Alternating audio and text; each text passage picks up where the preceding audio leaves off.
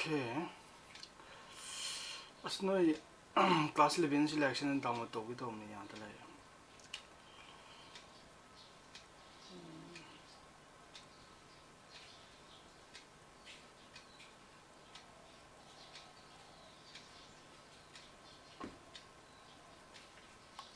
Okay.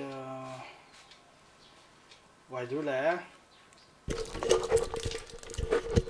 Yasagar la. There's now kano center download to ya bring ko. Ngarang ni yaw gyam ni. Complex number si yaw ni. Complex number copy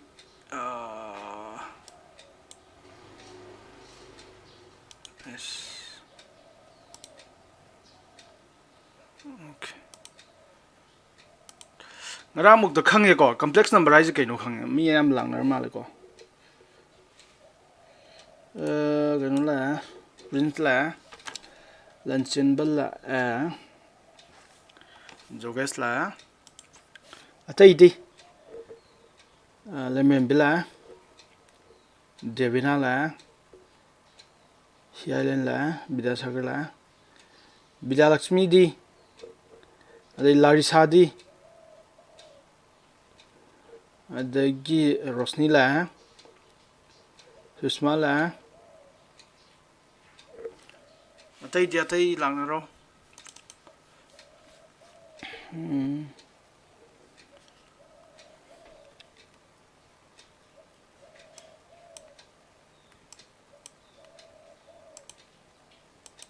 ina PS ang matang yaw mesina Niras la kano complex number hai PS ang matang yaw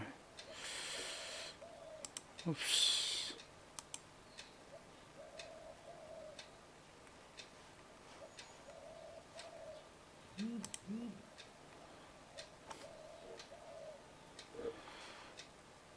comment ni beya de comment ni beya dradi kano to wo amuk tho kathalo live to aduga amuk nauna sango link duda aduga yaramane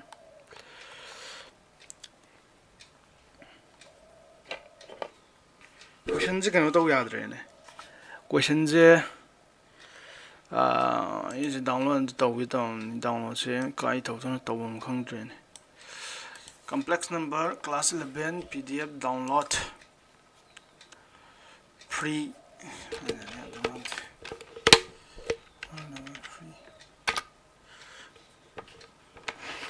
ado complex number ki ideas di khange ko ideas id number system akhoyi real number na number system am le me si chawkhla lak pane ba kem to buna te real number system je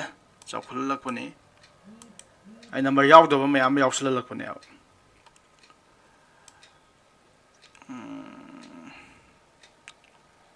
kai jana download to du jino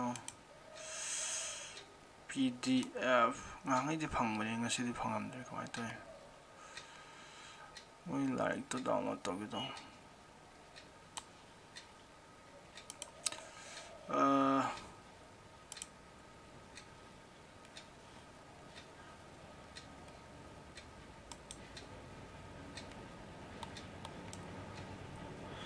atai di mi khar wali ne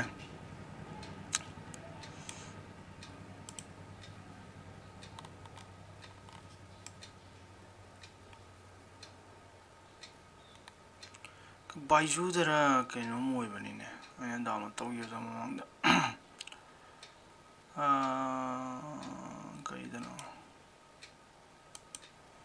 Baiju dara kaino moi bani ne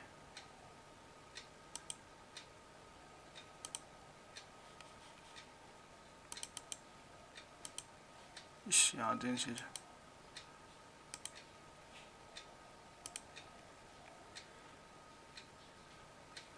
atanga ko ish di arithmetic progression oi to le kaino arga aina some complex number ama arithmetic progression oi to le into class 11 NCERT book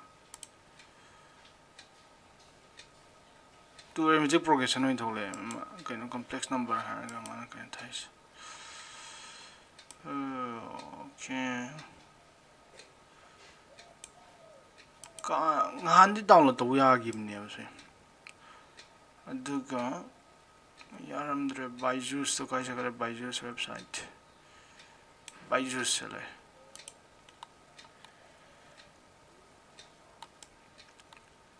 adu noi habit remind to ko I the power kya ka dar di plus 1 tie or minus 1 tie or minus I tie or plus I tie have ngarang to gib to habit yong I da ayam na 4 gi multiple da lege to ne I the 4n lem tar di kai to we ba I the 4n lem tar di kai to we ha kan da koi plus 1 tie have to ai ko to gore ko I the 4n lai tar di plus 1 tie aduga I the 4n plus 2 lai tar di kya tie hai ba I the 4n plus 2 lai tar di minus 1 tie aduga I the 4n plus 1 hai ba ai ko I the 4n plus 1 lai tar di kya tie hai ba I the 4n plus 1 lai tar di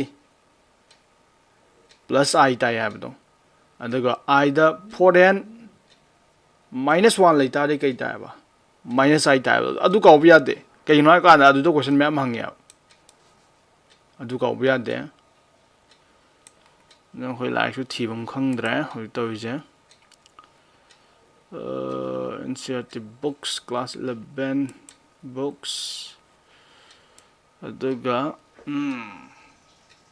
maths books I the question mayam do khoi pulap ai lai pu de lei ba do sir PDF oina download to tar di noi mayam lo yeng mena ya na du gi download to gi do mena sinema tam loi sa gi du na ju khang de ta class 11 maths aduga complex number oh yare loi download to slow gi ma se yam khoi yam sa bale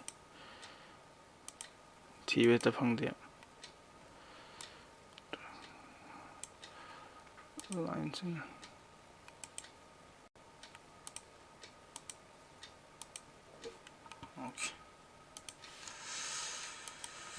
okay adudi or see Milusioner bo atai dilangner bo Larissa la bo adagi Sangita la bo minute tara hogre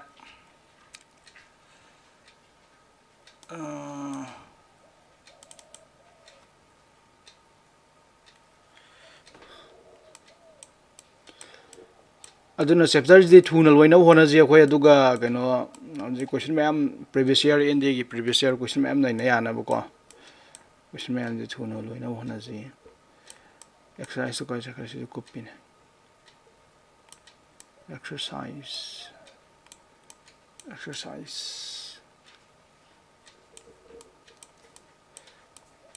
samle ra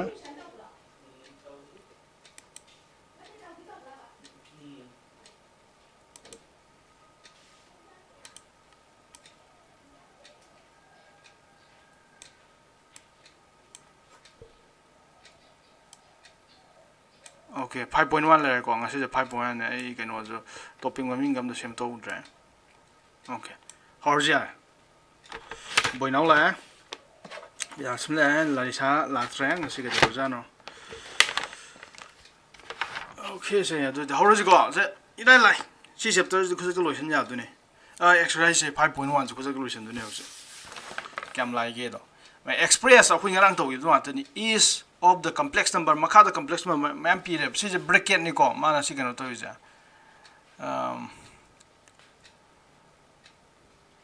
si dot ahum lai je kem khalo no se se kano dum 5i noi like to dum yeng ko 5i la minus 3/5 or 5i har bracket wa ngone se 3/5i minus noi like to smile ngone si ja si express to makha gi complex number ma'am je from exercise 1 to 10 question 1 and 10 books in the form of a plus ib ki form the express to have ne yare ko adu itardi aini use some bros minus 5 by brackets my call pro adu si lai lai se si di multiply to biro have ne puri na biro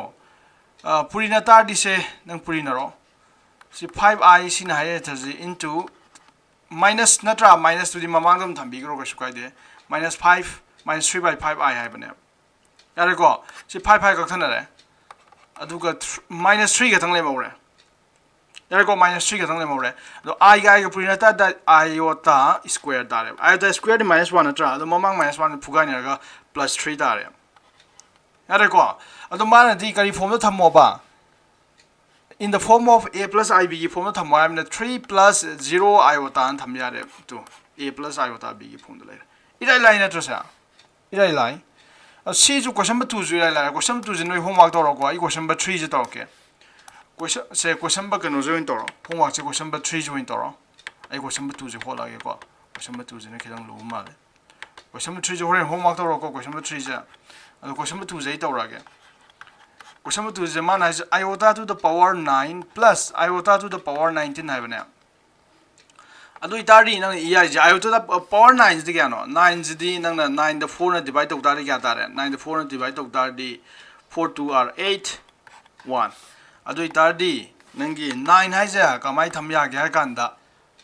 4 into n n gi value do na 2 oiram ni ko 4 into n si bracket manung tham is n ni 4 into 2 plus 1 na tham ya re yare ko aduga plus iota to the power 19 am ni 19 je nang na 4 na 19 je 4 na divide to ro 4 na 4 4 5 are 20 natra 4 5 are 20 adu itadi amma hen gram ni adu itadi aidi aina hen na sali jate ina te da 19 je gamai thamba ya ga kan da 4 into 5 minus 1 na thamba ya to 19 dagi 20 ene thamjali je 1 helam natra adu itadi minus 1 win to ko yare ko ado iota to the power nang kya thang po ya ba sa 4 into 5 minus 1 thang po ya yare ko ado nang ningjang o ina hujda hi dong ra khoi ta khib do I the 4n plus 1 si n di value 2 ta ni ko 4n plus 1 ni mawong ni ma se lai je I the 4n plus 1 gi form da lai ta di kari ta ha ba I the 4 kana hangam ge 4n plus 1 iota ta hydro I the 4n plus 1 ni form da lai ta di iota ta ha bne sina I the 4n minus 1 ni form da lai ban tro sa aduna I the 4n minus 1 ni form da lai ta di minus iota ta ha do yare ko adu itari si 0 ta re 0 ko ado mana thamai di a plus ib ki form da thamai na tro aduna 0 ji di kamai tham ya 0 plus 0 iota tham ya irai lai do si bo irai lai ko adu question number 3 je homework to ro khang da yaw bro si bo ta comment pina ro ne khang da yaw bro khang da yaw di taxi samane je maina khoi question number 4 jo 5 loi holak to ni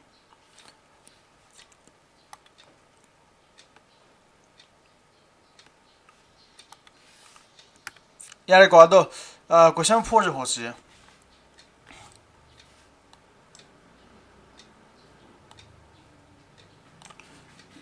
exercise loi do se ila ila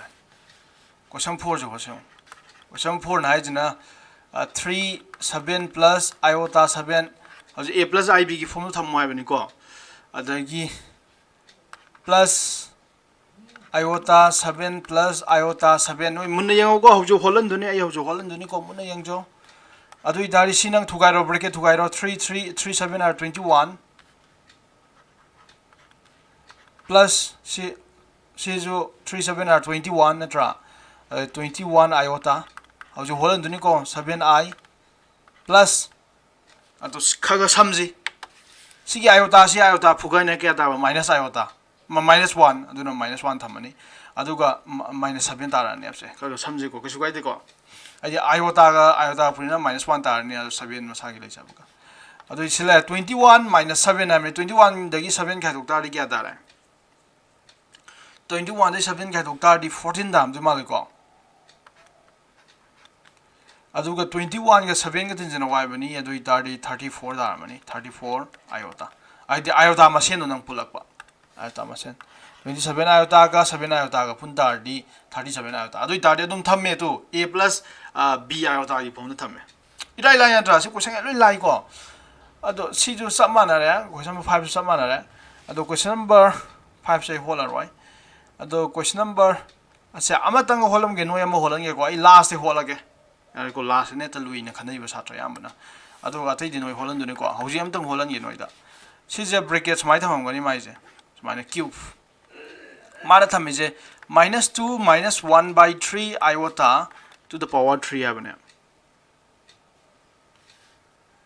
ओ से 21 है 27 ने खल होत खरमा करम बनो ना हाइजा 21 ने 21 ने लांड्रो हम को माथो करम बनो 21 ओ से 21 ने चुमे तो सी 28 तारनी को अना सबेन इसनगिरे ओके ओके से सिला क्वेश्चन 10 तौर क्वेश्चन 10 से नंग येंगो करी फॉर्म दो लेरे a plus b whole cube की फॉर्मूला की फॉर्म दो लेरे a plus b whole cube formula क्या नो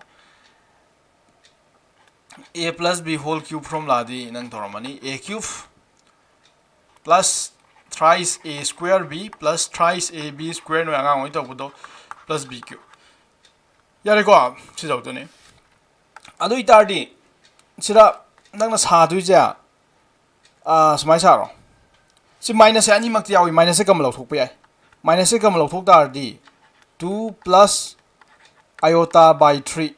तो 1/3 iota हाइजा iota by 3 का समान है जना अदु क्यूब समाय थम जारे सिगेन ताई को आइदी माइनस तो कम लौथोक पनी अदो सिदी माइनस हाइजा -1 का समान है से ममांग द माइनस लाइक पजे -1 का समान है -1 क्यूब ती क्या ताई आइदी -1 जे मनुंग द लेब जे याम नुवाइत्रे बा दुगिने -1 अनि कम लौथुइ जे माइनस से अदो -1 क्यूब सिदी क्यूब सादुगा थमग्रजे -1 क्यूब जे नंग माइनस ताई हाबने तो मपान द थोक यारे यारे को अदो 2 plus iota by 3 whole cube अदो ना कोई निंग खातम ना माइनस जाउ द बिदा फॉर्मूला पाला दुम होत यारे बा दुगिने कोई माइनस मपान थांग दो रखवा नि दा अदो सिदी माइनस थंबिरो अदुगा सिदी a plus b whole cube की फॉर्मूला ने अदो इतादी a cube plus thrice a square b a the 2 square b the iota by 3 यारे को plus thrice ab square a दी क्या तारबा 2 b दी क्या तारबा iota by 3 whole square अदो plus b cube by iota by 3 whole cube यारे को अदो सिदी क्या तारे माइनस है 2 cube दी a तारे plus 2 square दी क्या तारे 4 तारे सिगे 3 का सी 3 कथनारमनी अदो इतादी 4 iota दा होरे सिरदी नंखा iota square दी 2 सिदगी iota square म थोखरदुनी को सिरगी अदो iota square -1 हाबने तो अदुना माइनस से थंबिरो अदुगा सिरा सिजु स्क्वायर यावबजे 3 गिजु स्क्वायर यावरिनी 3 स्क्वायर दी 3 अनि नि नत्रा अदुगी सी उंगा 3 उंगा कखरदुनी अदुनी स्क्वायर दुइन कागे कोई 3 म लेमौगने बा इना हाइनिंग बेथरदी कइगिनो आगान 3 स्क्वायर नेप्स लै दुजे अदु जसे मथकी 3 उंगा कखदादी 3 उंगा तंगा हावरे मखादा अदु मथकी 2 खतंगा हावरे मखादी 3 उंगा तंगा हावरे 2/3 सिकेंदा होइको अदु सिदी iota cube की वैल्यू दी क्या तागी iota cube की वैल्यू दी क्या तागी नसायबदो iota cube दी क्या गमाने बा iota square into iota गमाने हाबदो iota square दी -1 तारे तो माइनस iota ता होरे को अदु नसिजा iota cube दी माइनस iota तारे by 3 cube दी 27 3 cube दी 27 निको अदु इतारी से क्या तारे सा सी सी माइनस सारगा सी क्या तारे 8 - 2/3 क्या तारे 8 - 2/3 दी मखाथे 3 धमो क्या तारे चा 24 - 2 अदु इतारी -22/3 -22/3 तावरे 8 का कनोगन निको इपुलिजे 8 का सी कांस्टेंट तांग वइजे -2/3 का नै इपुलिजे अदुगा नेक्स्ट ना अखोगी iota यावबा अंगांग अनि जे उमपुलो यारे को iota यावबा अंगांग अनि जे क्या नो 4 iota ने minus iota by 27 यारे को ओ माइनस आउट द मालको सॉरी प्लस हो गया तुमने okay 4 iota minus iota by 27 नत्रा सिंग पुन तार न क्या मखा 27 into 4 दी क्या तार है 27 द 4 मल्टीप्लाई दौता दी 28 108 यार को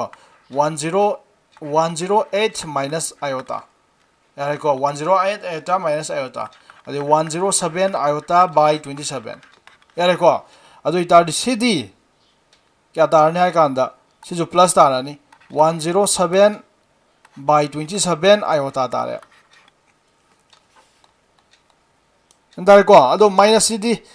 minus na dum nang kano tawra su yara oops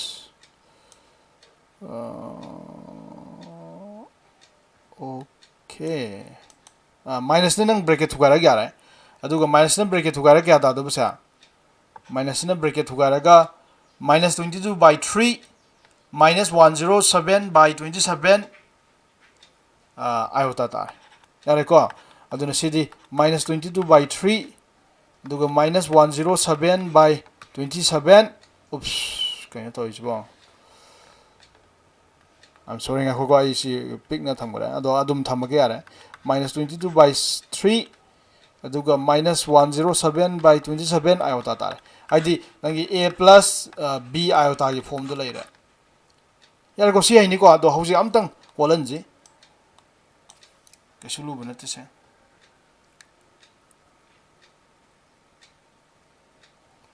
आई लैपटॉप से जो ली रबगी कनो तो वही दो सॉफ्टवेयर से कनो से खगा हैंग चट पाइता खगा नुआई था पाइता कनो से दौरो से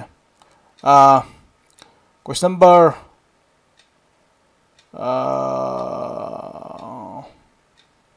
so question number 6 तो दौरो yang high range मैं दौरो question number 6 दौरो ग्रुप तो था कलो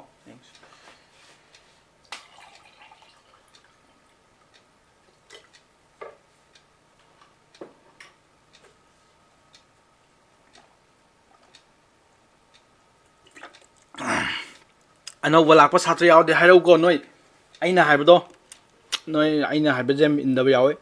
लादी गुड मॉर्निंग सर सर अइ लाए नसाइदे नोई गाइना लेरमिने अखोय मिने 10 मो अदो हायकदमने थिंगना लाजु सर लाए थिंग बे मरम जुजु पिरक प याय अदो अनौब छात्र याव तादि हाइरौको नोई लाए खोले दो अदुने नोई व्यू मसिंग दी याम खलै नंबर ऑफ व्यूअर दी याम खलै अदुगा कमेंट दी पिरक्तबा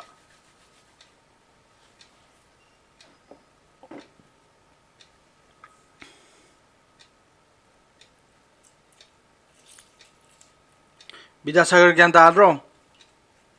ग्रुप होलो दो ग्रुप थागलो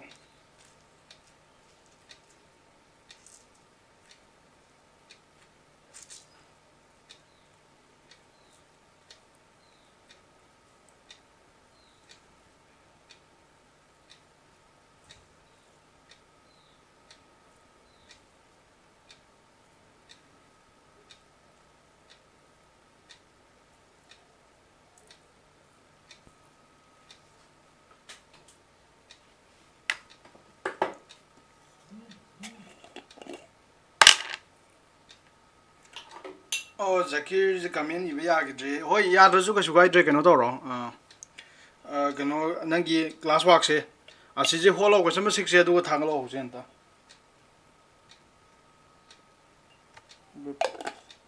Group that.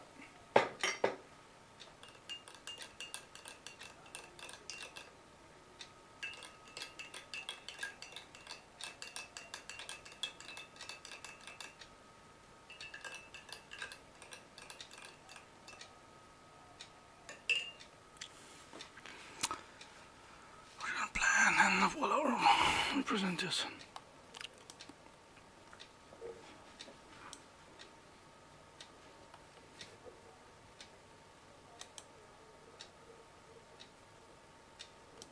योगेश धागा लग रहा है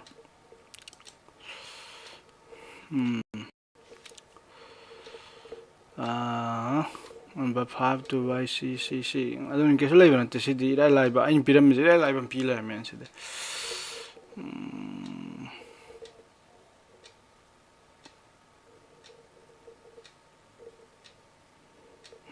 yeah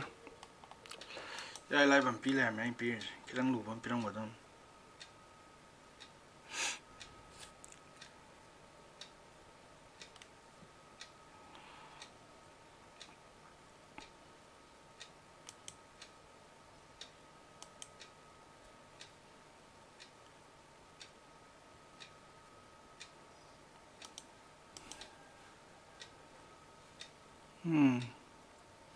yeah ꯅꯣꯏ NDA ꯊꯥꯒꯗꯕꯉꯩꯗꯤ ꯌꯥꯝ ꯊꯨꯅ ꯍꯣꯠꯄ ꯉꯝꯒꯗꯕꯅꯤꯀꯣ ꯁꯦ ꯑꯩꯅ ꯀꯣꯏꯁꯟ ꯑꯔꯥꯏꯕ ꯑꯃꯁꯨ ꯄꯤ ꯂꯩꯔꯝꯃꯦ ꯑꯩꯗꯤ ꯀꯣꯏꯁꯟꯗ ꯃꯨꯟꯅ ꯌꯦꯡꯍꯧꯗ꯭ꯔꯦ ꯀꯩꯁꯨ ꯀꯥꯏꯗ꯭ꯔꯦ ꯑꯇꯩꯁꯨ ꯊꯥꯒꯠꯅꯔꯣ ꯀꯣꯏꯁꯟꯗꯤ ꯌꯥꯝ ꯂꯥꯏꯔꯦꯀꯣ ꯀꯣꯏꯁꯟꯗꯤ ꯌꯥꯝ ꯂꯥꯏꯔꯦ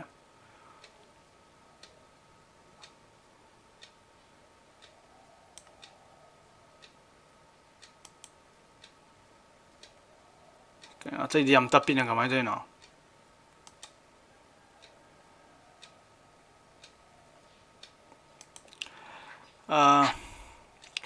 question number 11 12 13 मोइजी म सब माना रहा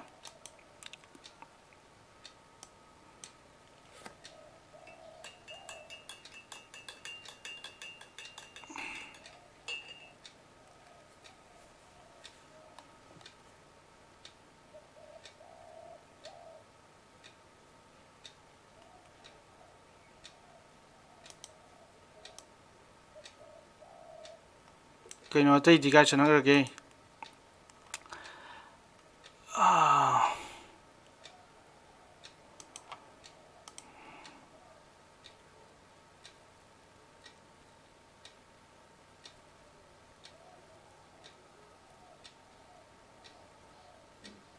21/10 यार यार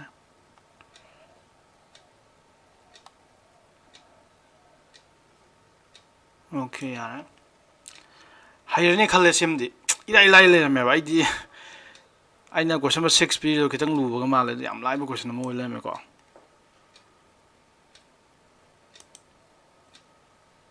दीपिका जो थारे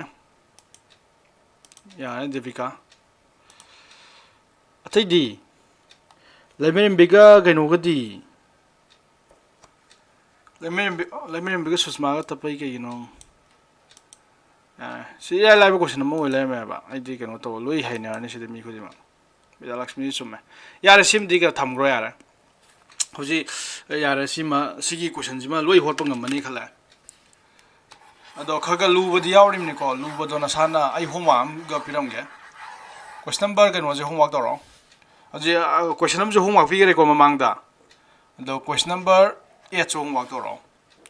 अदो क्वेश्चन नंबर 11 ने 12 ने 13 ने सि अमतनी को क्वेश्चन अमतनी आई अम होटके नोय अम होलनगे को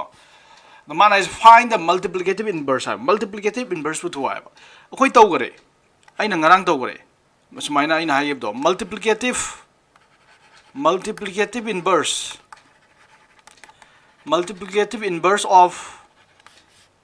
of kana ba a plus b iota gi multiply inverse as kari ga mane haba 1 by a by a square plus b square minus b by a square plus b square iota ga manai na khoi tamgram ne yare ko adu sinar hotuni ai se roman number 12 question number 12 che holake question number 12 se ki multiplicative inverse with hoya bani question number 12 se root over 5 plus 3 iota ni yare ko adu here sida nangonda leije a je root over 5 ne nang yani b je 3 ne yani therefore multiplicative inverse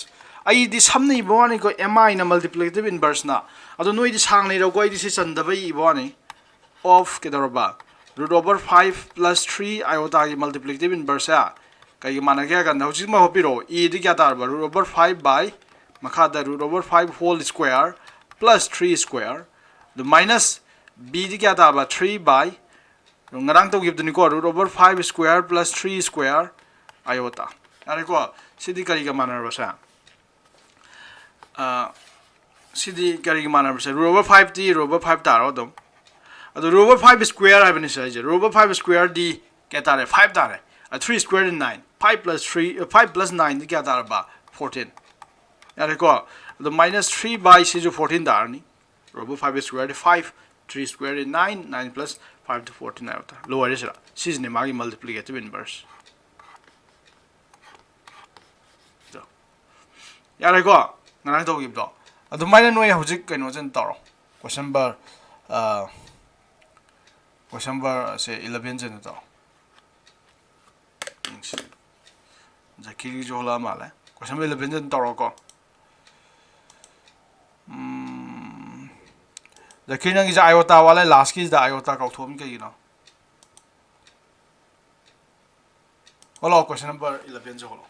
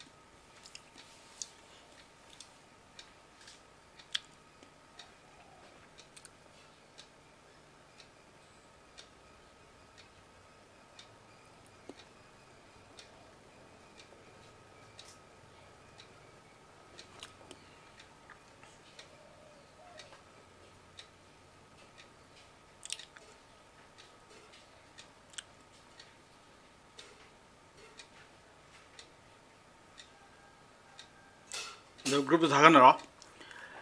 ꯑꯗꯣ ꯀꯩꯅꯣ ꯅꯤꯔꯁꯀ ꯀꯩꯅꯣ ꯅꯤꯔꯁ ꯊꯨꯅ ꯍꯣꯠꯄ ꯇꯝꯅꯕ ꯍꯣꯠꯅꯒꯗꯕꯅꯤꯀꯣ ꯊꯨꯅ ꯍꯣꯠꯄꯁꯨ ꯈꯟꯒꯗꯕꯅꯤ ꯊꯨꯅ ꯍꯣꯠꯄꯁꯨ ꯇꯧꯒꯗꯕꯅꯤ ꯁꯤꯒꯨꯝꯕ ꯀꯣꯏꯁꯟꯁꯤꯗꯤ ꯀꯩꯅꯣ ꯌꯥꯝ ꯊꯨꯅ ꯍꯣꯠꯀꯗꯕꯅꯤ ꯁꯤꯗꯗꯤ ꯈꯟꯅꯤꯡꯉꯥꯏ ꯂꯩꯕ ꯅꯠꯇꯦ ꯁꯨꯝ ꯀꯣꯏꯁꯟꯁꯤꯗꯤ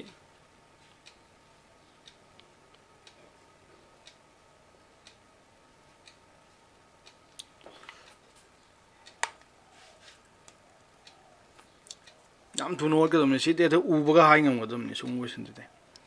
ꯍꯣꯠꯇ꯭ꯔꯁꯨ ꯎꯕꯒ ꯍꯥꯏ ꯉꯝꯒꯗꯕꯅꯤꯀꯣ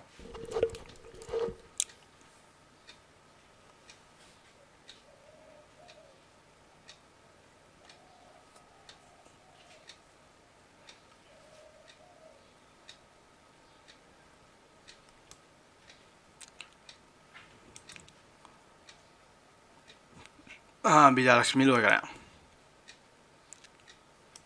ꯃꯤ ꯐꯩꯅꯥꯝ ꯂꯣꯏꯅ ꯂꯩ ꯂꯩꯔꯝꯃꯦꯅꯦ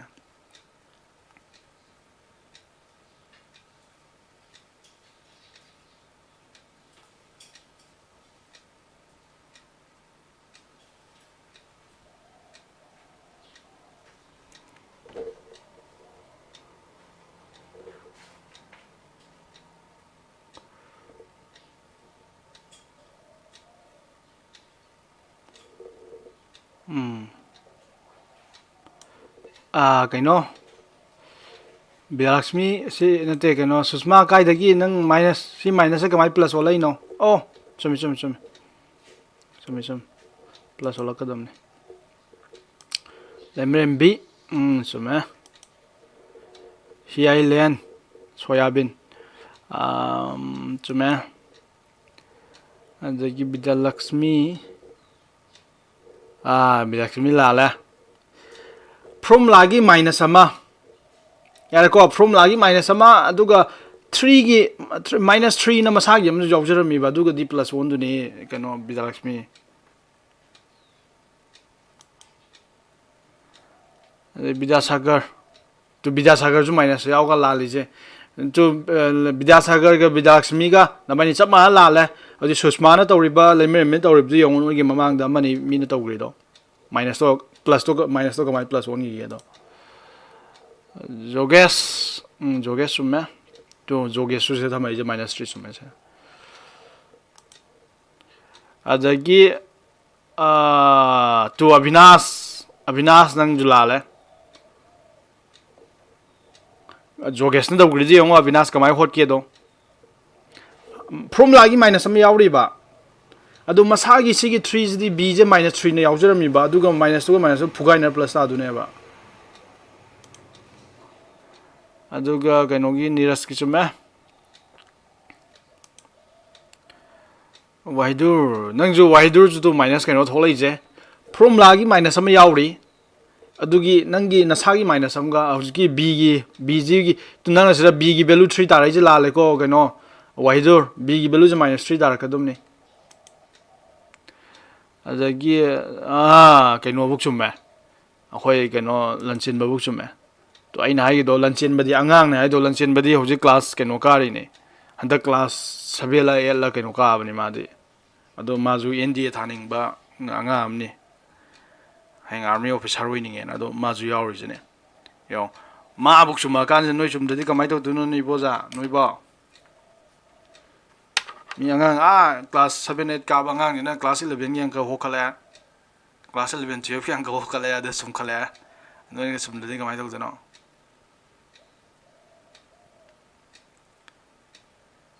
lan sen mana minus ngai je plus thamami ka gino 4 square plus 3 square tham duna tro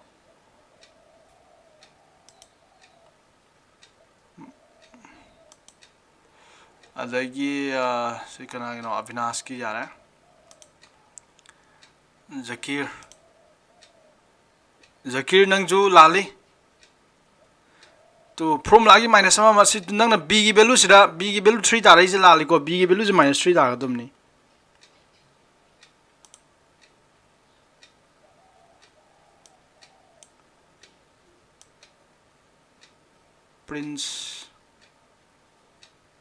prince ki yare sume yare ko hainer ni ko moina kaino na hole jogesh no hotpa da gi kaino hopu myam do sem tu yang na ro sima hairani ado ai homework bi homework ko ani sure ko question ani sure ko homework bi gi ba 3 jo homework to kadum ni homework se na noi partnership sem ngone ha do noi peer sem ngone ha do ado kaino ga noi anu ba khar yauri ko noi joi samakani noi gi partner duga noi ga check to mina duni answer question sir me am do discussion do na duni aduna devika benaris ku jo oi benaris nang ju tharo ko nang ju yeng duni nang ju heta kano to we benaris summe adubu nang sira plus lak pai maram ja na hapet ti ha ni plus lai je sira plus lai je 4 by 4 square plus minus 3 whole square ra plus lai je te gina te ba hanangi from la da minus am yauri ba aduga b gi value je minus 3 na hai ba adu ni minus ni pugai na plus tar ka dum ne yare ko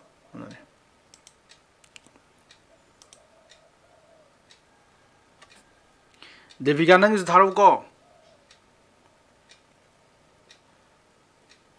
okay yare adu question number 14 jai holga question number 13 jai no homework ai do homework question hom sure ko no eta noi marak to jawi munna ta hau do bo jana hai bida sar na pi ge homework to karam bano ga har ko benaris ki ha ba benaris ki tharak tri ba adu ni noi marak yawi ko sar na pi ge bo homework to karam bano ga na hai ba ko aina sira hai uri du din na sai question ahum mai gare hau ju ba do question ahum mai re si ngai jini ko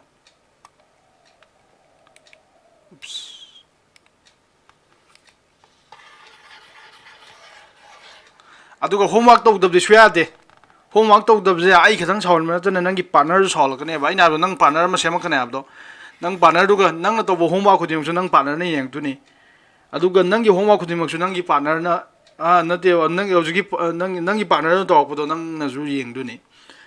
yar ko adu discussion yi room ma pirak pane do je aduda nang no homework to ta bai je ai ngon ju chawl nge si ha to thawa yaw di na i khala ni yar ko ade plus ke dorba kana du sawning ala ne ba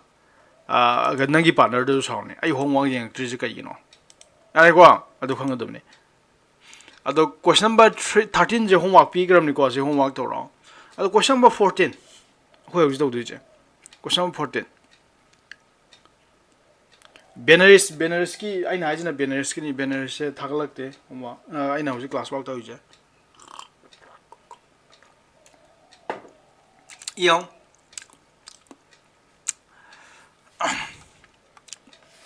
question 14 express the following expression in the form of a plus iota b a plus iota b की form the साधु है बसे सीधे आई नोई तो हनेंगे तो उजुलाई ना मथक की जान पुरी ना थोपी रो कोई ना सानी तो उदो ने मखा जी जो मखा जी पुरी ना दुई ना तेको मखा जी माइनस लाइन में ब्रेकेट ना थुगाई रो माइनस ना ऑपरेट हो भी रखा अदुगा नंग a plus b आई उतारी फॉर्म दा थमक तुने अब सिबु तंगों को नोई बना ट्राई तो गेरो ट्राई तो उसे मिनट तरा खतंग पीछे अदुगा येंगे ट्राई तो रोसी जी मसीम जो होलो ꯑꯩꯗꯤ ꯀꯩꯅꯣ ꯌꯥꯝ ꯂꯥꯏꯗꯦꯕ ꯁꯤ ꯆꯦꯞꯇꯔ ꯁꯤꯒꯤ ꯑꯦꯛꯁꯔꯁꯥꯏꯖꯁꯤꯗꯤ ꯌꯥꯔꯦꯀꯣ ꯁꯤꯁꯤꯃ ꯇ꯭ꯔꯥꯏ ꯇꯧꯔꯣ a + b ꯍꯥꯏꯕ ꯇꯥꯒꯤ ꯐꯣꯝꯗꯣ ꯊꯝꯃꯣꯏ ꯂꯣꯏ ꯊꯨꯒꯥꯏꯔꯒ ꯇꯧꯔꯛꯇꯣꯏꯅꯤ ꯑꯗꯣ ꯃꯤꯅꯤꯠ 10 ꯈꯛꯇꯪ ꯄꯤꯖꯦ ꯍꯧꯖꯤꯛ 6:42 ꯆꯠꯂꯦꯀꯣ ꯅꯣꯏ ꯁꯤꯗ ꯎꯔꯝꯃꯅꯤ ꯇꯨ 6:42 ꯆꯠꯂꯦ ꯑꯗꯣ 6:52ꯗ ꯂꯣꯏꯁꯟꯖꯦ ꯑꯗꯨ ꯉꯝꯗ꯭ꯔꯗꯤ ꯑꯩ ꯍꯣꯠꯂꯒꯦ ꯌꯥꯔꯦ ꯑꯁꯤ ꯇ꯭ꯔꯥꯏ ꯇꯧꯔꯣ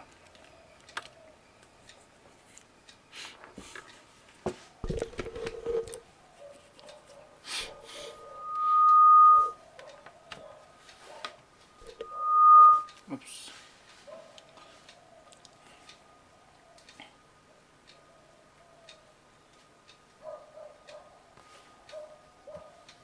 Sai lại lấy cô lại thế mình không có đâu có sắm 14 gì.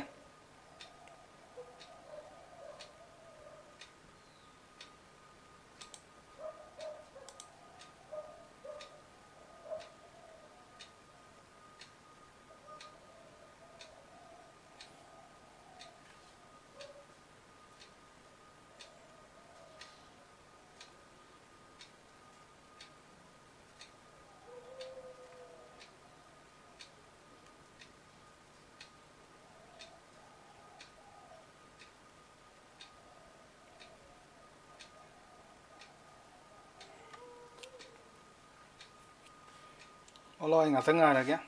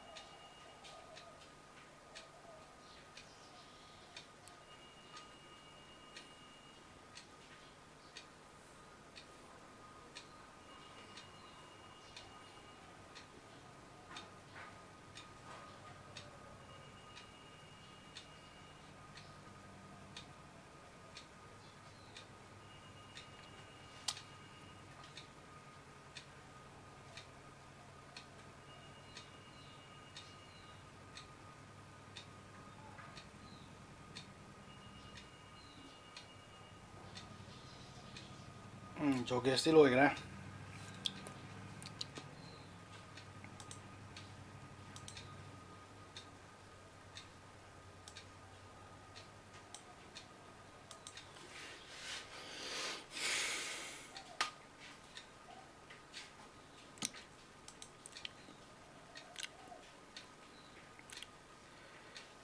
Slayer.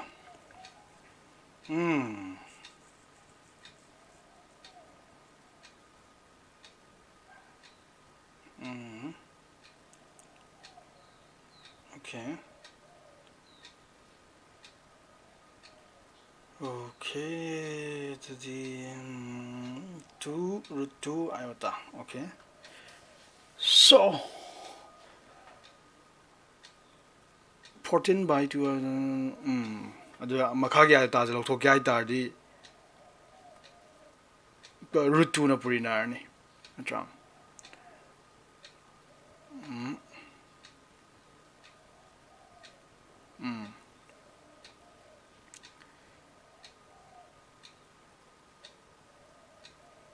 ꯁꯤꯒꯤ ꯁ꯭ꯇꯦꯞꯁꯤꯗ ꯀꯩꯅꯣ ꯈꯤꯇꯪ ꯂꯥꯟꯕ ꯑꯃ ꯂꯩꯇ꯭ꯔꯣ ꯖꯣꯒꯦꯁ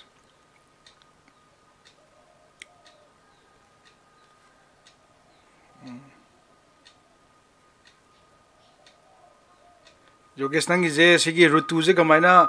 ꯃꯊꯛꯇ ꯂꯥꯛꯏꯅꯣ ꯁꯤ ꯃꯈꯥꯗ ꯂꯩꯔꯝꯕ √2ꯁꯦ ꯃꯊꯛꯇ ꯀꯃꯥꯏꯅ ꯂꯥꯛꯏꯅꯣ root 2 je makha le bane nang mathak ta kamai la khaino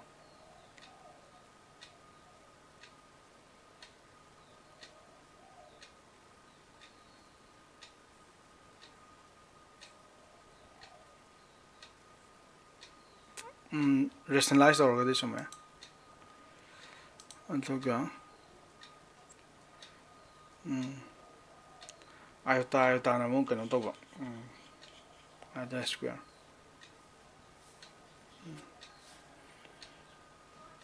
chuma mani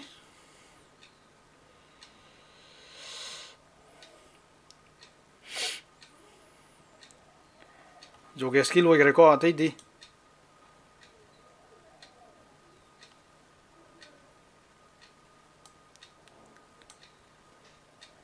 kana gi no mathang loi china ko gi lemrem bi gi la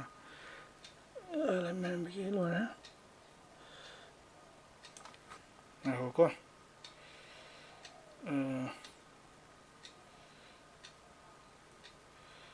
sonda number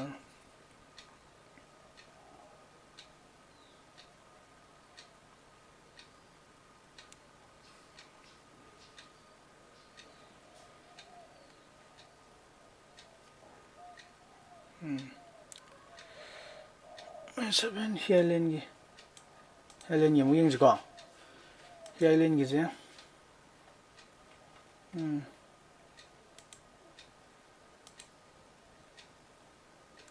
Helen lale nang siang ka jokore jadi kamai tong ni cha kaino nang si kano from labo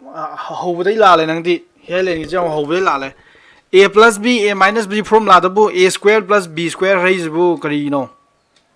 ase ho gare la nang la na ho gare asina sa khang jaro ko adagi lemrem bigi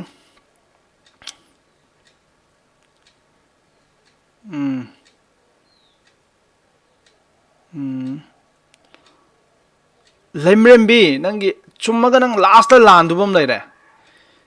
sigi iota je makhada leibam pot ne iota je tu makhada leirambani nang mathak ta kamaina nang is di makhada sum leiramdai nang kitang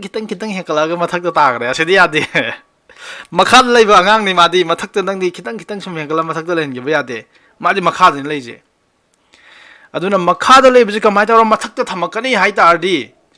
nang makhada ju iota mathak ta ju iota na purina ra thamakane ba jogesh gi dawgi do adu yengo ko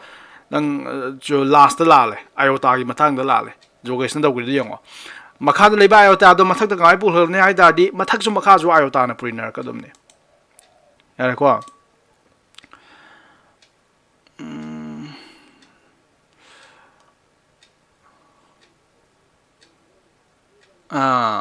sume ado kaino gano niras sigi iota je kai mangra ge last iota am si thau ro nang je si tha ganu iota chalo adagi susma gi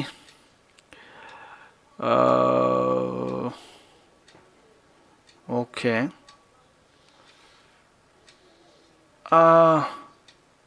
susma nang dore ju kaino sabian je kamai makha lai no susma sabian makha lai je la le susma si makha je rutu le haning dra di nang kai dongni makha da rutu na purina ni mathak chu rutu purina ni adu sab mana na makha da koi ai le haning de adu itari makha ju ai na purina ni mathak chu ai na purina ni yan dai ko adu toro jogesh ke de yong jogesh ke do adu itari rosni gi je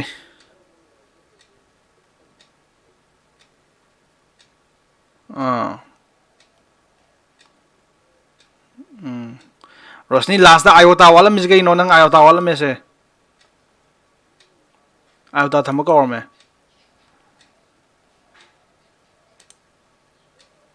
Deepika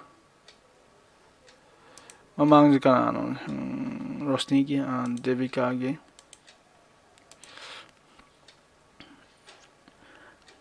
Deepika nang gi ju makha da ni iota lai je Deepika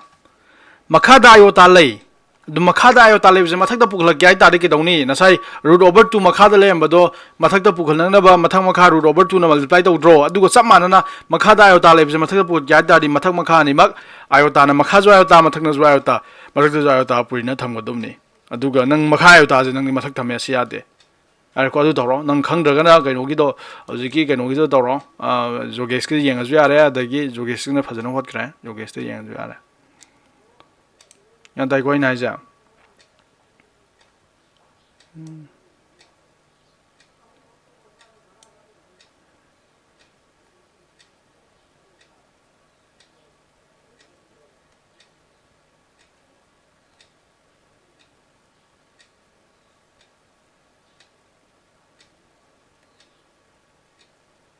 Vidyasagar ꯅꯪ ꯈꯪꯗ꯭ꯔꯦ ꯍꯥꯏꯔꯣ ꯍꯣꯏ ꯑꯩ ꯍꯣꯠꯂꯛꯀꯦ ꯀꯩꯁꯨ ꯂꯩꯕ ꯅꯠꯇꯦ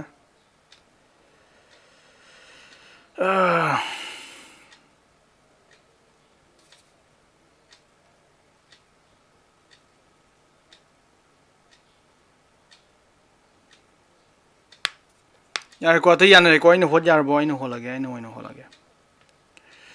ꯑꯩꯅ ꯍꯣꯠꯂꯒꯦ ꯀꯣꯏꯁꯟꯗꯣ ꯈꯔ ꯑꯗꯨꯒ ꯃꯊꯪꯒꯤ ꯇꯣꯄꯤꯛ ꯃꯆꯥ ꯑꯃꯇꯪꯒ ꯇꯥꯛꯑꯝꯁꯤꯀꯣ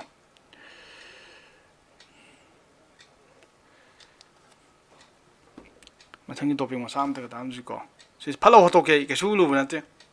ꯌꯥꯝ ꯊꯨꯅ ꯍꯣꯠꯄ ꯌꯥꯕ ꯑꯃꯈꯛꯅꯤ ꯌꯥꯔꯦꯀꯣ ꯌꯥꯝ ꯊꯨꯅ ꯍꯣꯠꯄ ꯌꯥꯕ ꯑꯃꯈꯛꯅꯤ ꯑꯗꯣ ꯈꯔ ꯑꯃꯅ ꯁꯥꯡꯅ ꯍꯣꯠꯅꯕ ꯍꯣꯠꯅꯩꯀꯣ ꯑꯗꯨ ꯍꯣꯠꯅꯒꯅꯨ ꯂꯩꯃꯔꯦꯝꯕꯤꯒ ꯁꯨꯁꯃꯥꯒ ꯅꯕꯥꯏꯅꯤ ꯈꯣꯠ ꯃꯥꯟꯅꯩ ꯑꯗꯨ ꯅꯕꯥꯏꯅꯤ ꯍꯣꯠꯂꯤꯗꯣ ꯈꯤꯇꯪ ꯇꯞꯄ ꯁ꯭ꯇꯦꯞ ꯑꯃ ꯌꯥꯎꯔꯦ ꯆꯨꯝꯗꯕ ꯅꯠꯇꯦ ꯆꯨꯝꯃꯤꯀꯣ ꯑꯗꯨ ꯈꯤꯇꯪ ꯇꯞꯄ ꯁ꯭ꯇꯦꯞ ꯍꯥꯏꯇꯥꯔꯦ ꯁ꯭ꯇꯦꯞ ꯈꯤꯇꯪ ꯇꯞꯍꯟꯕ ꯊꯨꯅ ꯍꯣꯠꯅꯒꯗꯕꯅꯦ ꯑꯪꯀꯁꯤꯗꯤ खितंग तप्पा याबा सिरा माइनस लेको मयाइदा विद्यासागर यंगौरो सिरा आयता रूट ओवर 5 सिलेको सिदा यंग सिदी नंगना सिरा उरे सिरा a plus b a minus b की फॉर्म ने मथक से यंग 3 इंजिन a सागरनी सुषमाना होलीदुना लेमेन बे होलीदुना अमम त पुरिना लेरे अदु तौगनोबा सिरा आई अदुजु तौब मतंग लाकनी को अदुना कई करम कांदा a plus b a minus b की फॉर्म द लेटर कांदा तौगदुमने यारेको a plus b minus b form द लेटर कांदा तौगदुमनेबा अदो अखोई सिदी के दरबा a plus b minus b की फॉर्म द लेरिबा हाइदि वैल्यू दु सब माना लेरिबा अदुना अखोई फॉर्मूला दो अदु सी फॉर्मूला से पाने थुइसिने अदु फॉर्मूला पालागा 3 square minus iota root over 5 सिने b साइनि सिगी स्क्वायर न समाइ लाने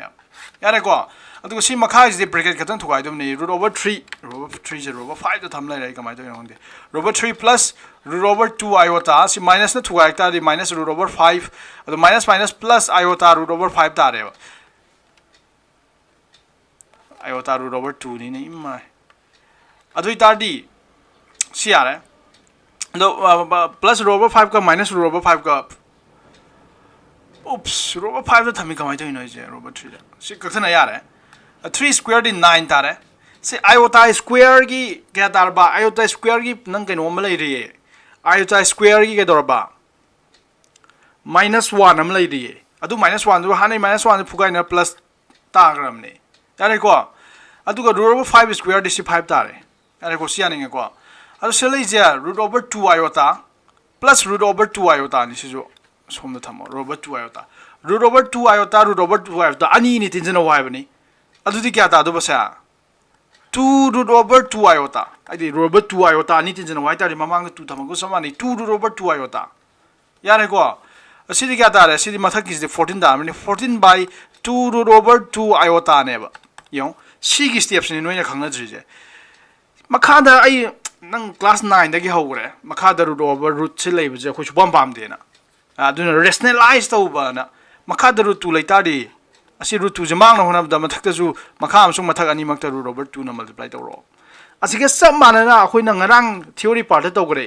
कई तौगरे मखादा आयोटा लेबजे पाम देबा अदुना मखागे आयोटा दि कमाइ बांगन ने हाइता मखा जो आयोटा न पुरिनारो मथक जो आयोटा न पुरिनारो हाइबदो सिने अब दुजी स्टेप से अदु असिगे 2 जिना 14 दक यारे 7 यारे को अदु इतारनि मथक लेहउजे 7 रूट ओवर 2 लेरा यारे को 7 रूट ओवर 2 लेरा अदुगा बाय मखादा कना लेहउरा मखादा लेहउजे रूट ओवर 2 हाइबा ngang जिगा रूट ओवर 2 हाइबा ngang जिगा ने root over 2 into root over 2 दि 2 तारे अदुगा आयोटा into आयोटा हाइबा ngang amju चोक थोरइबा मखादा कहिनो हाका मखागे आयोटा मांगनो हुनबद नंग साइ मखादा आयोटा न पुरिना गिबनेबा अदु तादि करिगिनो मखागे आयोटा जि कमाइ मांगन दुनो हाका न खुन आयोटा न पुरिना जि कहिनो मखादा iota lemba na iota nam purin ta di iota into iota di iota square na ta du neba iota square di ka ta ge -1 ta dro -1 ta ina tro adu gi neba khoina iota na purina reije gyan ta bro hais boy na haibe thje makhada iota mang na hona da iota na makhada purina je kai gi no ba iota ani le ta di makhada iota square di -1 ta gi ni adu ta di iota mang ge no -1 no ina sin ge no adu gi ni ko khoina makhada iota na purina je adugi -1 do minus size di mathang moga ni mak len ba ke kwai de sira thamba sira dum thamba ga makha ga iota do aduga sigi makha ga iota ni du gi ni sira minus thok lei je aina minus thamai je aduga mathak ta I am lei ri adugi I do nang se thambi ro tu loi re ke no se adu asi ke no gi form da tham ga ta 0 plus 7 over 2 by 2 iota an tham ya a plus b gi form a plus b I gi form tham ga ta Sikhanga dro Vidyasagar khanga dro Highland Lanchen ba khanga dro Lanchen ba di chungi khanga dro noi bo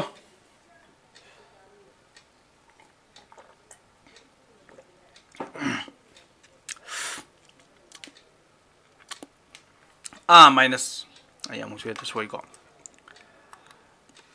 minus soy ko khanga ni ko Vidyasagar khanga dro Kanong gi Zakir gi thagal Zakir gi hape jeng bi gi se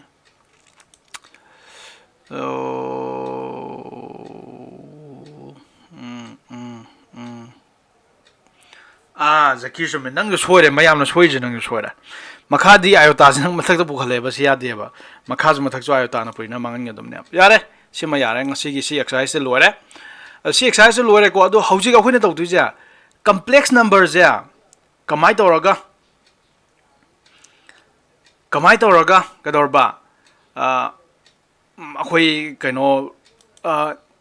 akhoi graph de kamai to yel kani sine kamai tawraga plot tor kani sine hauji noi to question amang gi noi hana gi kaino khangreng complex number ma khoina plane namda yar ko plane namda represent tawra ke hai tar di kamai tor kani ka na complex number size ja pot ani na sai kari ge pot complex number hai tar di a plus b iota hai ta hydra aduna ahan bagisna ke doroba real part ka web sisna real part complex number am sa je part in sai ahan real part ali subna ke doroba imaginary part ka web imaginary I singarang ta hu ko I am very sorry for that imaginary part ka web kai ginai kan iota je khuni imaginary number na ka web kai hinu imaginary to le ja seng bai di iota ai ba masing je real number da leite ngarang ai gib do iota aiba masing je karma masing nai kan ma je square ka kan -1 ta am na tro ai square ka kan da positive nga ta dum ne real number ngai da di real number ngai da di ado real number da minus sugumba iota je laite ba aduna real number da laita bo ni real we ba real di ta seng ba sangsar da laita ba po ne na adagi idea do lora motivation lora ga iota aiba ngang ja imaginary number na ka we Id real the later bodina real the late highway so the normal number of square car negative by real wall the latest in but imaginary wall the lay namaze imaginary number company ko adu ka square there aduna I yawa parts ne imaginary part ka ore aduga real jawa 100% real part ka ore sinang na khangram ne adu complex number je part ne same as minor real ama so imaginary na adu complex number je nang na graph ta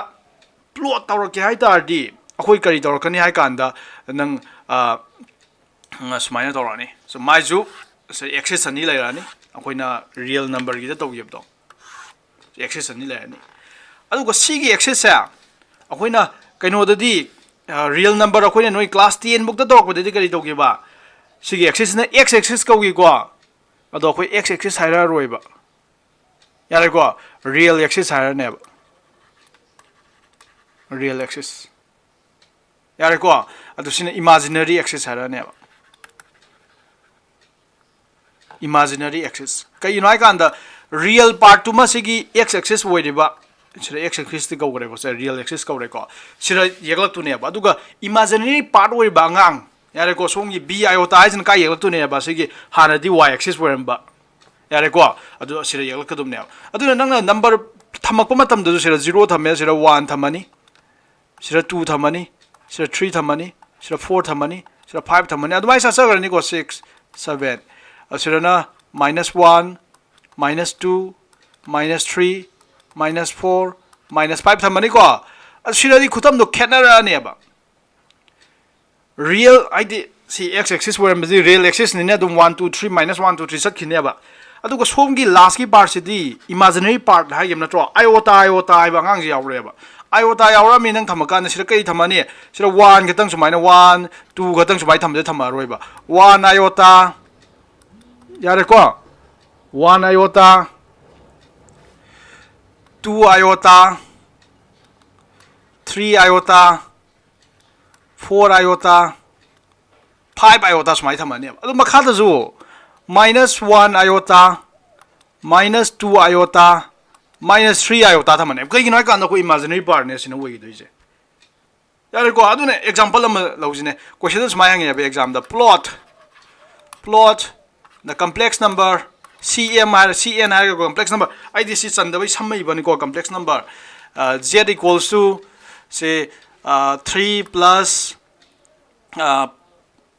5 iota so 3 plus 5 iota ngang jinang plot to ha 3 plus 5 iota ba ngang adu itari nang real part okay away real part 3 natra adu itari real axis nang 3 chalani ba oh sibuk leire are ko 1 2 3 sibuk chalani ko aduga imaginary axis to kya no 5 iota adu ita 3 dagi nang 5 iota itari plus ni ko 5 ki mang da leje adu na plus from the 5 ka khalani 1 iota 2 iota 3 iota 4 iota samane yare ko process ni samane nang hanai duga aduga nang ka dorba nangi sigi point je ka dorba 3 plus 5 iota sigi point je 3 plus 5 iota ka wa 5 iota ba complex number du ne sigi point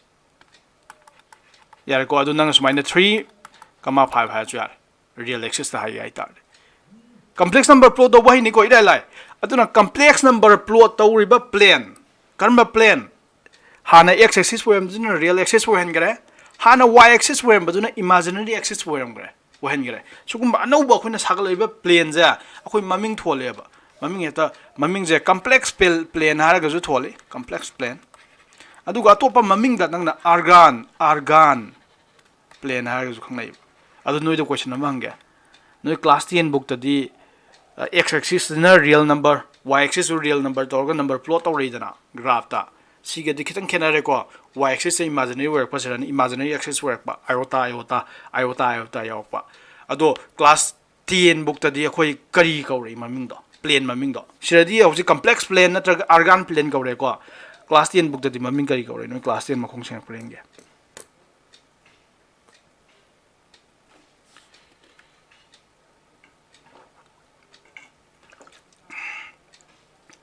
kaide quadrant no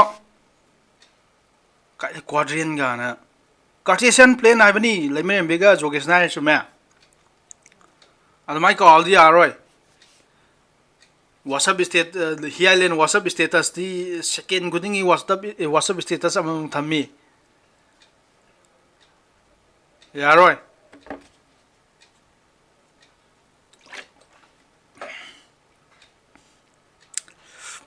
yare koina yare ko Cartesian plane zakir di kano do kano Facebook kano live ta me comment pi ya dri na kano thoin thare WhatsApp thoina Cartesian plane ai je yare ko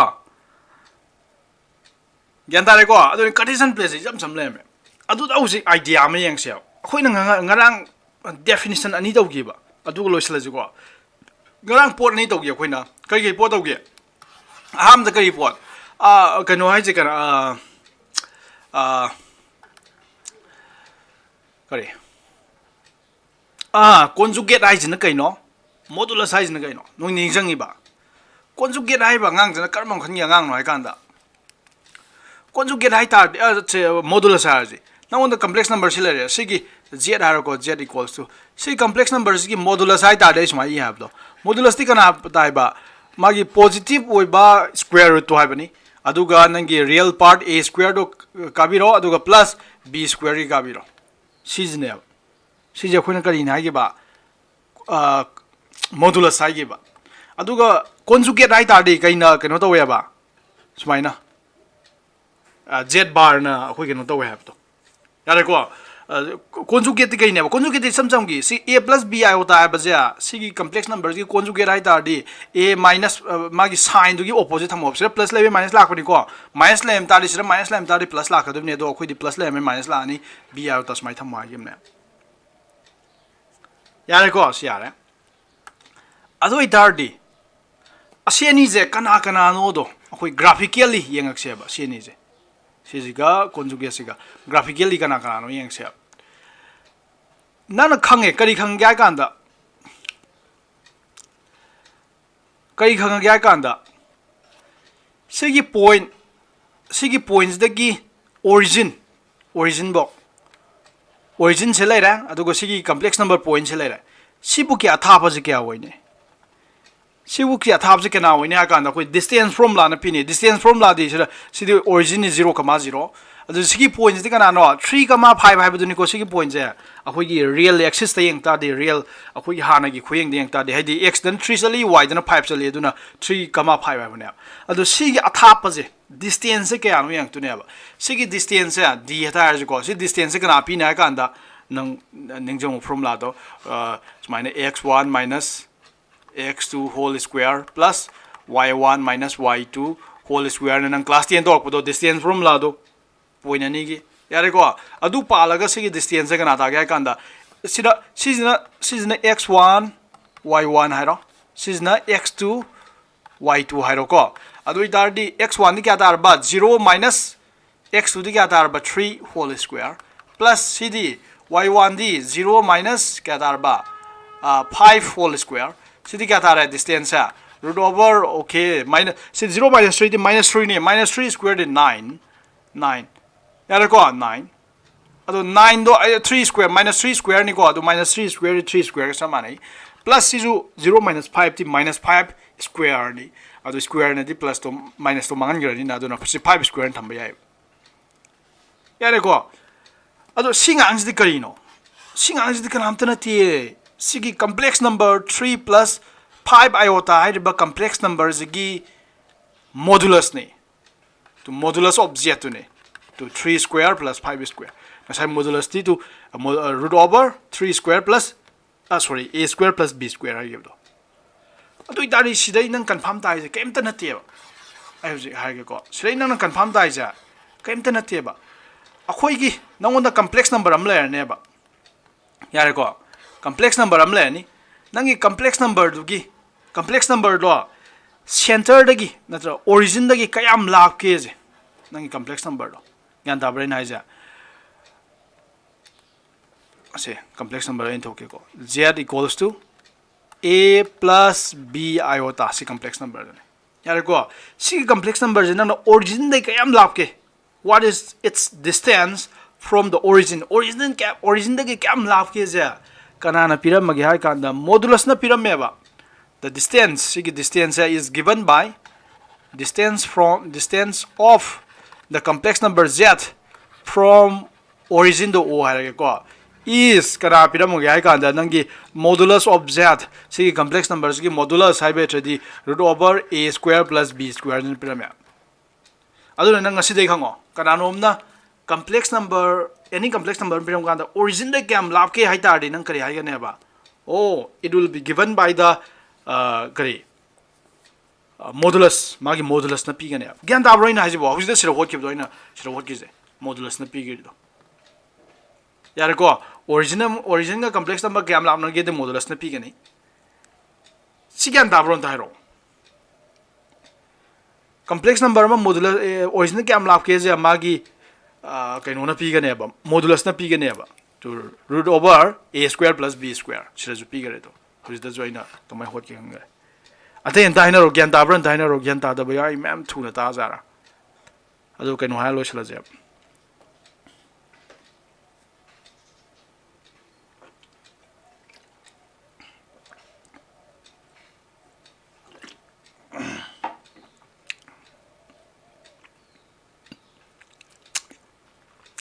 aduna anirak hanna bo hona gano noi chatra me amrak te ko solo thung bai da ado angang ni solo dim thung ni ko khoi jo angang we solo dim thung ni ne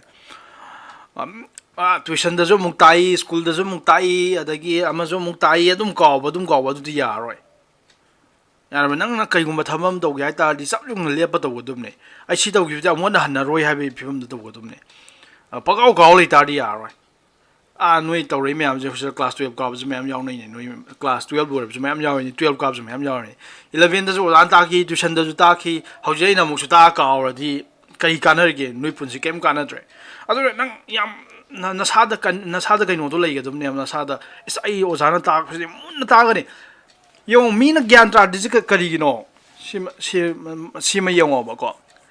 ꯂꯥꯏꯔꯤꯛ ꯍꯩꯇ꯭ꯔꯤꯁꯦ ꯀꯔꯤꯒꯤꯅꯣꯁꯦ ꯃꯨꯟꯅ ꯊꯤꯒꯠꯂꯛꯑꯣꯕ ꯃꯤꯅ ꯒ꯭ꯌꯥꯟ ꯇꯥꯗ꯭ꯔꯤꯁꯦ understand ꯇꯧ ꯑꯣꯖꯥꯅ ꯇꯥꯛꯄꯗ ꯒ꯭ꯌꯥꯟ ꯇꯥꯗ꯭ꯔꯤꯁꯦ ꯀꯔꯤꯒꯤꯅꯣꯅ ꯃꯨꯟꯅ ꯌꯦꯡꯉꯣꯕ ꯃꯔꯝꯁꯦ ꯑꯇꯩ ꯑꯝꯇ ꯑꯣꯏꯔꯝꯃꯣꯏꯕ ꯅꯣꯏ ꯂꯤꯁꯟ ꯇꯧꯕ ꯍꯩꯇꯦꯕ ꯇꯥꯕ ꯍꯩꯇꯕꯩꯅꯦꯕ ꯑꯣꯖꯥꯅ ꯇꯥꯛꯄꯁꯦ ꯀꯅꯥꯝꯇ ꯅꯪꯒꯤ ꯁꯦ ꯅꯨꯄꯥꯕꯨ ꯀꯣꯏꯅꯒꯦꯔꯥ ꯅꯨꯄꯤꯕꯨ ꯀꯣꯏꯅꯒꯦꯔꯥ ꯑꯗꯨ ꯀꯣꯏꯅꯖꯧꯀꯣ ꯑꯗꯨ ꯀꯩꯁꯨ ꯀꯥꯏꯗꯦ ꯑꯗꯨ ꯇꯣꯉꯥꯟꯅ ꯊꯝꯕ ꯂꯥꯏꯔꯤꯛ ꯇꯥꯛꯄ ꯄꯨꯡ ꯑꯃ ꯃꯈꯥꯏ ꯃꯇꯝꯗꯨꯗꯗꯤꯀꯣ ꯐꯖꯅ ꯇꯥꯕ ꯑꯗꯒꯤ ꯀꯣꯏꯕ ꯆꯠꯄ ꯑꯃ ꯅꯠꯇ꯭ꯔꯒ ꯏꯃꯨꯡꯒꯤ ꯄ꯭ꯔꯣꯕ꯭ꯂꯦꯝꯁꯨ ꯃꯌꯥꯝ ꯂꯩꯔꯝꯒꯅꯤꯀꯣ ꯑꯗꯨ ꯃꯌꯥꯝ ꯂꯣꯏꯅꯃꯛ ꯅꯥꯊꯩ ꯊꯝꯒꯦꯕ ꯃꯨꯟꯅ ꯇꯥꯕ ꯑꯩ ꯁꯤꯗꯤ ꯀꯣꯛꯇ ꯑꯗꯨꯝ ꯍꯥꯞꯆꯜꯂꯗꯣꯏꯅꯤ ꯑꯩ ꯕ꯭ꯔꯦꯟꯗ ꯍꯥꯞꯆꯤꯟꯈ꯭ꯔꯗꯣꯏꯅꯤ ꯍꯥꯞꯆꯤꯟꯈꯤꯕꯁꯦ ꯁꯨꯡꯂꯧ ꯂꯧꯊꯣꯛ ꯌꯥꯔꯔꯣꯏ ꯁꯨꯡꯀꯥꯎ ꯀꯥꯎ ꯌꯥꯔꯔꯣꯏꯅ ꯑꯗꯨꯒꯤ ꯅꯪꯒꯤ ꯇ꯭ꯌꯨꯁꯟ ꯇꯧꯔꯤꯕ ꯅꯠꯇ꯭ꯔꯒ ꯀ꯭ꯂꯥꯁ ꯇꯧꯔꯤꯕ ꯄꯨꯡ ꯑꯃ ꯅꯠꯇ꯭ꯔꯒ ꯑꯅꯤꯗꯨꯗꯤ ꯐꯖꯅ ꯇꯥꯕ ꯌꯥꯔꯦꯀꯣ ꯑꯗꯨ ꯑꯣꯏꯇꯥꯔꯗꯤ ꯅꯪ ꯇ꯭ꯌꯨꯁꯟ ꯆꯠꯇ꯭ꯔꯁꯨ ꯌꯥꯅꯦꯕ ꯅꯪ ꯑꯦꯟ ꯗꯤ ꯑꯦꯒꯤꯗꯣ ꯑꯍꯥꯟꯕ ꯊꯥꯕꯗ ꯐꯥꯎꯅꯦꯕ ꯅꯪ ꯌꯥꯔꯕ ꯑꯗꯨꯅ ꯀꯣꯆꯤꯡꯁꯨ ꯑꯃꯨꯛ ꯇꯧꯏ ꯁ꯭ꯀꯨꯜꯗ ꯑꯃꯨꯛ ꯆꯠꯂꯤ ꯁꯤꯗꯁꯨ ꯑꯃꯨꯛ ꯇꯧꯏ ꯁꯤꯗꯁꯨ ꯑꯃꯨꯛ ꯀꯥꯎꯔꯗꯤ ꯀꯩ ꯇꯧꯗꯣꯏꯕ ꯑꯩꯗꯤ ꯅꯣꯏꯗꯤ ꯀꯃꯥꯏꯅ ꯇꯧꯗꯣꯏꯕ ꯌꯥꯔꯣꯏ ꯒ꯭ꯌꯥꯟ ꯇꯥꯕ꯭ꯔꯥ ꯑꯩꯅ ꯍꯥꯏꯁꯦ ꯑꯗꯨ ꯒ꯭ꯌꯥꯟ ꯇꯥꯒꯗꯕꯅꯦ ꯑꯗꯨꯅ ꯑꯣꯖꯥꯅ ꯍꯥꯞꯈꯤꯕꯁꯤ ꯑꯣꯖꯥꯅ ꯍꯥꯏꯈꯤꯕꯁꯤ ꯂꯣꯏ ꯍꯥꯞꯆꯜꯂ ꯊꯝꯒꯦ ꯀꯩꯝꯇ ꯃꯥꯡꯍꯜꯂꯣꯏꯒꯦ ꯍꯥꯏꯔꯒ ꯇꯧꯒꯗꯕꯅꯦ ꯑꯗꯨꯒ ꯑꯗꯨ ꯇ꯭ꯌꯨꯁꯟꯗꯨ ꯂꯣꯏꯕꯒ ꯅꯪꯅ ꯆꯠꯅꯤꯡꯕ ꯀꯣꯏꯅꯤꯡꯕ ꯂꯥꯡꯅꯤꯡꯕ ꯂꯣꯏ ꯁꯥꯟꯅꯧꯆꯣ ꯑꯗꯨ ꯀꯩꯁꯨ ꯗꯔꯀꯥꯔ ꯂꯩꯇꯦ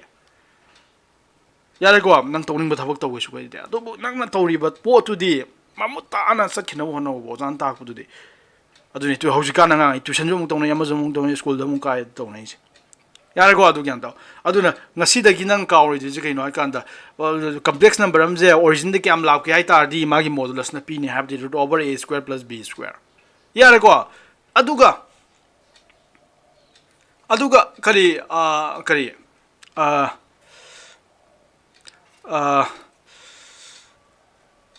ꯑꯃꯈꯛꯇꯪ ꯉꯥꯏꯔꯦ ꯀꯣꯟꯖꯨꯒꯦꯠꯀꯤ ꯑꯥꯏꯗꯤꯌꯥ ꯑꯗꯨꯒ ꯂꯣꯏꯁꯤꯜꯂꯁꯤꯀꯣ ꯀꯣꯟꯖꯨꯒꯦꯠ ꯍꯥꯏꯇꯥꯔꯗꯤ ꯀꯩꯅꯣ ꯍꯥꯏꯒꯦꯕ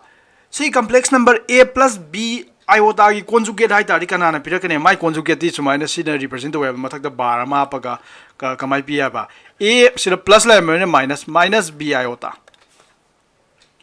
ꯑꯗꯨ ꯑꯣꯏꯇꯥꯔꯗꯤ ꯅꯪꯅ ꯀꯣꯟꯖꯨꯒꯦꯠꯁꯦ ꯌꯦꯛꯀꯦ ꯁꯤ ꯀꯝꯄ꯭ꯂꯦꯛꯁ ꯅꯝꯕꯔꯁꯤꯗ ꯀꯃꯥꯏꯅ ꯇꯧꯔ ꯔꯤꯄ꯭ꯔꯖꯦꯟ ꯇꯧꯒꯦ ꯍꯥꯏꯔꯛ ꯇꯥꯔꯗꯤ a + b ꯑꯥꯏꯑꯣꯇꯥ ꯍꯥꯏꯗꯤ ꯅꯪ ꯀꯝꯄ꯭ꯂꯦꯛꯁ ꯅꯝꯕꯔꯗꯣ ꯉꯁꯥꯏꯗꯣ ꯀꯌꯥꯅꯣ ꯑꯣꯏꯒꯤꯗꯣ 3 sida ꯑꯣꯏꯈꯤꯕꯗꯣ 3 5 ꯑꯣꯏꯈꯤꯕꯅꯦ ꯍꯥꯏꯗꯤ 3 + 5 ꯑꯥꯏꯑꯣꯇꯥ ꯑꯣꯏꯈꯤꯕꯅꯦ ꯍꯥꯏꯗꯤ ꯑꯦꯛꯁꯇꯅ ꯔꯤꯌꯦꯜ ꯑꯦꯛꯁꯤꯁꯇꯅ +3 ꯆꯠꯀꯗꯕꯅꯤ ꯑꯗꯨꯒ ꯑꯥꯏꯑꯣꯇꯥꯗꯅ 5 ꯑꯥꯏꯑꯣꯇꯥꯐꯥꯎ ꯆꯠꯀꯗꯕꯅꯤ +5 ꯑꯥꯏꯑꯣꯇꯥ ꯑꯗꯨꯅ ꯁꯤꯗ ꯄ꯭ꯂꯁ ꯂꯩꯕꯩꯅꯦ ꯅꯪ 5 ꯑꯥꯏꯑꯣꯇꯥ ꯍꯧꯖꯤꯛꯇꯤ ꯅꯪꯒꯤ ꯃꯥꯒꯤ ꯃꯣꯗꯨꯂꯁꯇꯣ ꯌꯦꯡꯉꯛ ꯇꯥꯔꯗꯤ ꯁꯣꯔꯤ ꯀꯣꯟꯖꯨꯒꯦꯠꯇꯣ ꯌꯦꯡꯉꯛ ꯇꯥꯔꯗꯤ ꯀꯌꯥ ꯂꯥꯛꯑꯅꯤ 3 - ꯑꯣꯏ ꯂꯥꯛꯑꯅꯦꯕ ꯃꯥꯏ ꯀꯣꯟꯖꯨꯒꯦꯠꯇꯨꯗꯤ 5 ꯑꯥꯏꯑꯣꯇꯥ ꯍꯥꯏꯕ ꯌꯥꯗ꯭ꯔꯗꯤ ꯔꯤꯌꯦꯜꯗꯗꯤ ꯀꯌꯥ ꯆꯠꯂꯣꯕ 3 ꯆꯠꯂꯣꯕ ꯑꯗꯨꯅ ꯉꯁꯥꯏꯗꯨꯒ ꯆꯞ ꯃꯥꯟꯅꯩ ꯔꯤꯌꯦꯜꯗꯗꯤ ꯅꯪ ꯁꯤꯕꯨꯛ ꯆꯠꯆꯔꯅꯦꯕ 3 ꯕꯨꯛ ꯆꯠꯂꯅꯦꯕ ꯑꯗꯨꯒ ꯉꯁꯥꯏꯗꯤ +5 ꯑꯥꯏꯑꯣꯇꯥ ꯑꯣꯏꯈꯤꯕꯅꯦ ꯍꯧꯖꯤꯛ ꯀꯣꯟꯖꯨꯒꯦꯠꯇꯗꯤ ꯀꯩ ꯑꯣꯏꯔꯅꯤ -5 ꯑꯥꯏꯑꯣꯇꯥ ꯑꯣꯏꯔꯅꯦꯕ ꯑꯗꯨ ꯑꯣꯏꯇꯥꯔꯗꯤ ꯃꯥꯏꯅꯁꯇꯤ ꯈꯤꯇꯪ ꯁꯥꯡꯅ ꯌꯦꯛꯁꯤꯀꯣ ꯁꯤꯗ -3 ꯑꯥꯏꯑꯣꯇꯥ -4 ꯑꯥꯏꯑꯣꯇꯥ ꯌꯥꯔꯦꯀꯣ ꯁꯤꯗ -5 ꯑꯥꯏꯑꯣꯇꯥ ꯂꯩꯔꯅꯦꯕ ꯑꯗꯨ ꯑꯣꯏꯇꯥꯔꯗꯤ ꯅꯪ ꯁꯤꯗ ꯃꯊꯛꯇ ꯆꯠꯈꯤꯕꯒꯤ ꯃꯍꯨꯠꯇ ꯃꯈꯥꯗ ꯑꯣꯏꯅ ꯀꯨꯝꯊꯔꯅꯦ ꯁꯤꯗ ꯑꯣꯏꯅ ꯂꯥꯛꯑꯅꯦꯕ ꯅꯪ ꯁꯤꯗ ꯑꯣꯏꯅ ꯂꯥꯛꯑꯅꯦꯕ ꯑꯗꯨ ꯑꯣꯏꯇꯥꯔꯗꯤ ꯅꯪꯒꯤ ꯁꯤ ꯑꯉꯥꯡꯁꯦ ꯀꯅꯥꯝꯇ ꯅꯠꯇꯦꯕ a - b ꯑꯥꯏꯑꯣꯇꯥ ꯍꯥꯏꯕ ꯑꯉꯥꯡꯗꯨꯅꯦ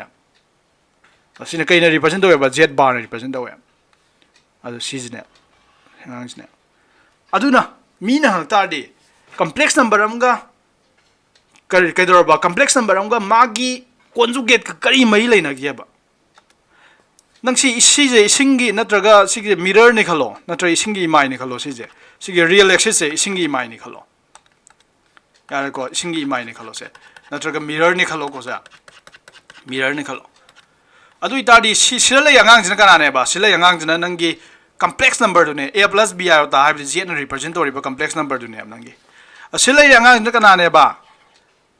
ꯃꯥꯒꯤ ꯀꯣꯟꯖꯨꯒꯦꯠꯅꯦꯕ z ꯕꯥꯔ ꯍꯥꯏꯕꯗꯨꯅꯦꯕ ꯑꯅꯤꯁꯤꯒꯤ ꯃꯔꯤ ꯀꯔꯤ ꯂꯩꯅꯒꯦ ꯀꯝꯄ꯭ꯂꯦꯛꯁ ꯅꯝꯕꯔ ꯑꯃꯁꯨꯡ ꯃꯥꯒꯤ ꯀꯣꯟꯖꯨꯒꯦꯠꯀ ꯀꯔꯤ ꯃꯔꯤ ꯂꯩꯅꯒꯦ ꯍꯥꯏ ꯇꯥꯔꯗꯤ ꯀꯔꯤꯅꯣ ꯍꯥꯏꯀꯥꯟꯗ ꯑꯃꯅ ꯑꯃꯒꯤ mirror ꯏꯃꯦꯖꯅꯦꯕ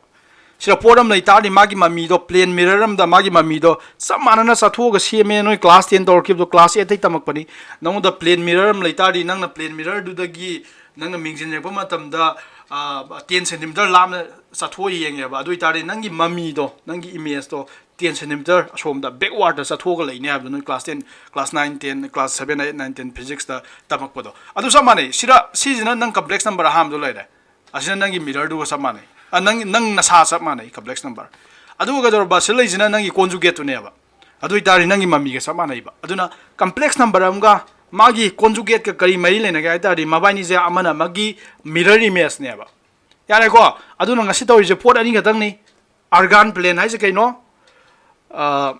complex plane hai je kaino na chagana aduga modulus hai je kanam to worem je ba khoina ngarang modulus ta khib do kanam to worem je ba complex number do original kam lap ke ba ne aduga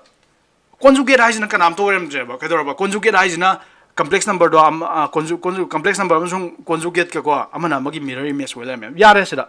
loire okay ngasi di loisala ji ko okay loi gan tare amane khale ko loisala ge ngasi de khatuna okay see you in the next video